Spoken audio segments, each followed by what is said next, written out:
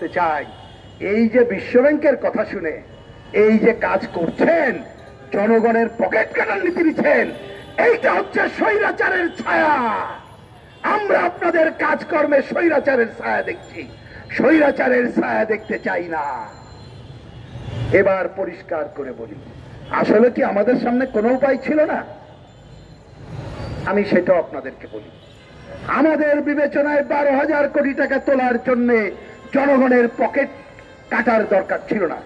আপনারা শোনেন নাই ভাই, ওই যে দরবেশ বাবা, এস আলম বাবা, কত বাবারা আছে, লক্ষ লক্ষ কোটি টাকা লুট করে নিয়ে গেছে, শোনেন নাই? তার 12,000 কোটি টাকা কোনো টাকা? তাহলে তাদের ঘাট ধরে টাকা আদায় করলে 12,000 কোটি টাকা তোলা যেত না? তাহলে তুললেন না কেন? তাহলে আপনি কার পাহারাদার? এদের কয়জনের বিরুদ্ধে মামলা হয়েছে? এখনো শুনি নাই। তাইলে জনগণ প্রশ্ন করছে, পাচারের টাকা কেন ফেরত আনেন না? কেন খেলাপিদের উদ্ধার করেন না? তাইলে জনগণের উপরে কর নতুন করে বসাতে হতো না। আচ্ছা, সেটাও বাদ দিলাম। আচ্ছা, আপনার টাকা নাই, একটু জিগাইতেন আমাদের কাছে, আমরা মেলা বুঝি না, বা আমাদের দেশের অর্থনীতিবিদদের কাছে। অর্থনীতিদের কথা কেন বললাম?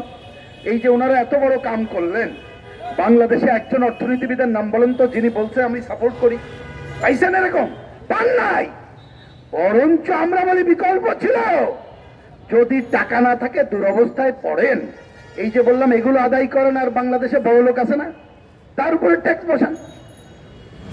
আপনি নভেম্বরে যত ওই যে TIN জানেন, ট্যাক্স যারা দেয় তাদের একটা নাম্বার, যারা দিত তারা নাকি এখনো জমা দেয় নাই। তা আপনি এত পারেন, নভেম্বরের পরে ডিসেম্বর, তারপরে জানুয়ারি বাড়াচ্ছেন কেন?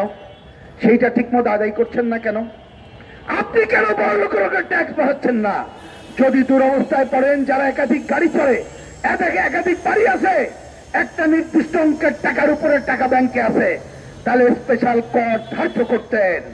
আমরা তখন বুঝতে পারতাম আপনি বড় লোকের উপরে ট্যাক্স ধার্য করে গরিবের কাজ অব্যাহত রেখেছেন। আর বুঝতাম আপনি রেশন চালু করছেন, ন্যায্য মূল্যের দোকান চালু করছেন, গরিবকে আপনি জিনিসপত্র কম দামে দেবেন, তার জন্য ভ্যাট বাড়াইছেন। তা কি ভাই, এরকম কোন আলামত দেখছেন? তাইলে এটা কি মানা যায়? আমরা মানি না। এই জন্য এই সরকারের আমলে এইখানে বলেছি প্রতিবাদ বিক্ষোভ। তাহলে এই বিক্ষোভ কি ন্যায্য ভাই? ন্যায্য। আমি তাই পরিষ্কার করে সরকারকে বলি, এখনো সময় আছে, অনতিবিলম্বে বর্ধিত ভ্যাট প্রত্যাহার করেন। যদি টাকার অভাব হয়, তাহলে ন্যায্যতার ভিত্তিতে বড় লোকের উপরে ট্যাক্স ধার্য করেন, ন্যায্যতার ভিত্তিতে পাচারের টাকা ফেরত আনেন, খেলাফি ঋণ আদায় করেন, আমরা আপনাকে সাপোর্ট দেব। কিন্তু সেইটা না করে অপ্রত্যক্ষ আয় বাড়ানোর জন্য যদি আরো পদক্ষেপ নেন, তাহলে আজকে যে বিক্ষোভ করছি, বিক্ষোভে সীমাবদ্ধ থাকবো না, আরো বড় কর্মসূচি দিয়ে সরকারকে জনগণের পক্ষে দাবি মানতে বাধ্য করা হবে। আমাদের পরিষ্কার বক্তব্য, আগামী 21 তারিখ থেকে 27 তারিখ সারা দেশে কমিউনিস্ট পার্টি গণতন্ত্র অভিযাত্রা করবে। এই গণতন্ত্র অভিযাত্রা আপনার কথা আমি শুনতেছি, আমি শুনতে পাচ্ছি। বন্ধুগণ,